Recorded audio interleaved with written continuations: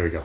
Hey, what's up, everybody? Welcome back. We're back to discuss episode 2 of Cursed, currently playing on Netflix with Captain Langford.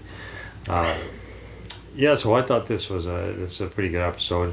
It shows a lot of flashbacks from when she was younger about how the people in the village didn't want her because she had this weird power. She's not. Well, they keep saying she's not a witch. I forget what the official name for it is. I'm sorry, it just kind of escapes me right now. So there's a lot of flashbacks showing how it kind of started with her and how nobody wants her in the village and how she wants to get away and just be on her own because nobody wants her.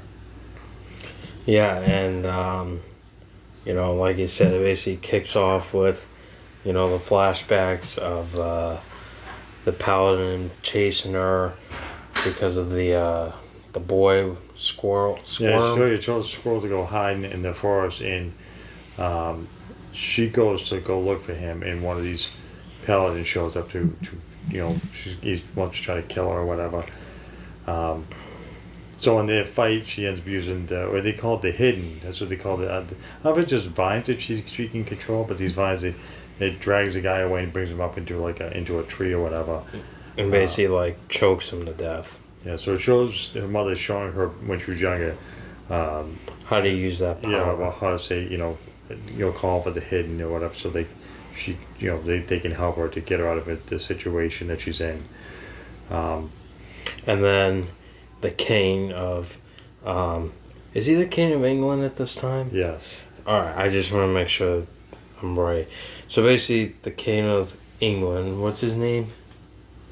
Both to look that. Uther. Uther, that's his name. Yeah. So King Uther, he's mad he's gone mad, and he basically knocks on Merlin's door. It's like, hey, why is there blood in my bowl? What's up with that? Because he kept asking Merlin for rain. And he screwed up. Yeah, and it was blood instead of rain. I don't think it was actually Merlin that did it. I don't know. Merlin's been drunk the whole time. Yeah, it shows him drunk again, and he's half naked in bed, and they're just slamming his door, and he just doesn't want to answer them, and basically he takes all of his stuff and runs away, and he's like, no. Eventually he opens the door, and he's just saying nonsense to them, and the king is just angry. He's like, why is there blood? Why did you screw up? And he's like, oh no, I thought I did everything, and he just shuts the door because he's had enough. And then they tear down the door. Yeah, and he manages to escape.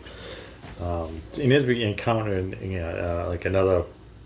I don't know what she is. They didn't show her face, but she had all black on, and he's talking to her.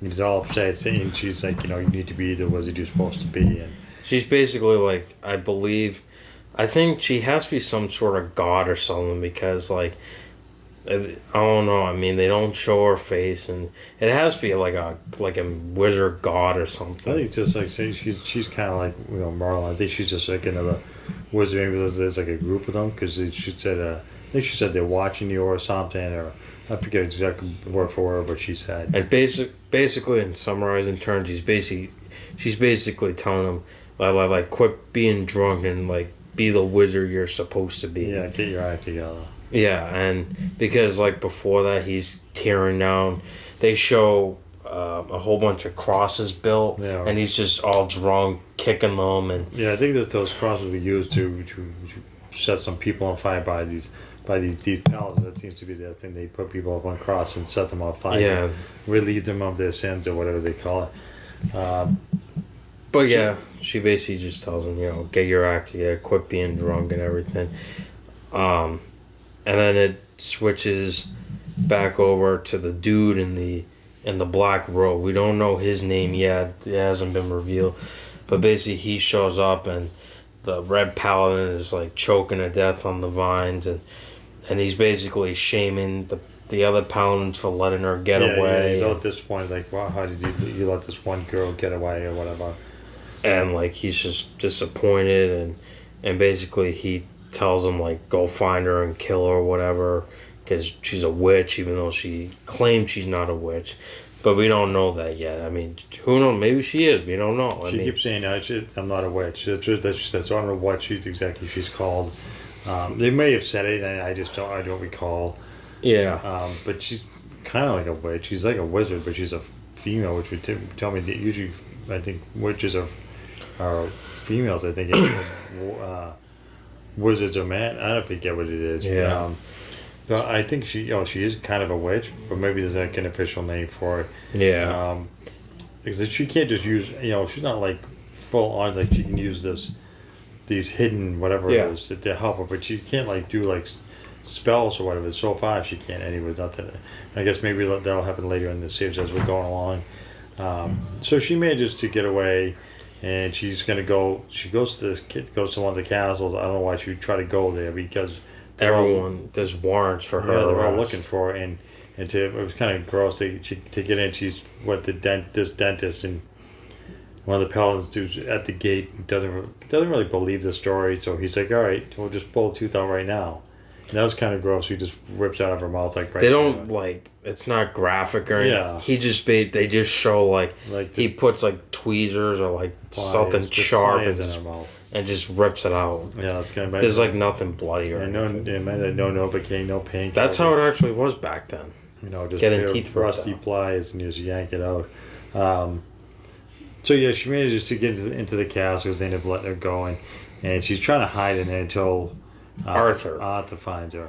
in which he eventually shows up. And he keeps questioning about the sword that she has, and when she's sleeping, he takes the sword, and he says he's gonna go give it back to Merlin. He didn't say that because she was asleep, but he told somebody else he was trying to. What do you say? Oh, he was trying to finish somebody's dying wishes, which is her mother's dying wishes, to get the sword to Merlin.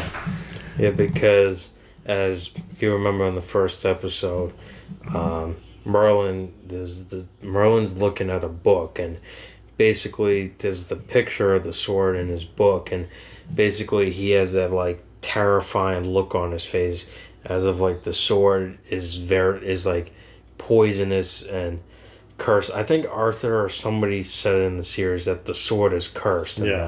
And that like it was supposed to be bad. And supposedly that's why she's really good at killing everybody and having these powers, and that's why he takes it and gets it and is on his way to supposedly give it to Merlin.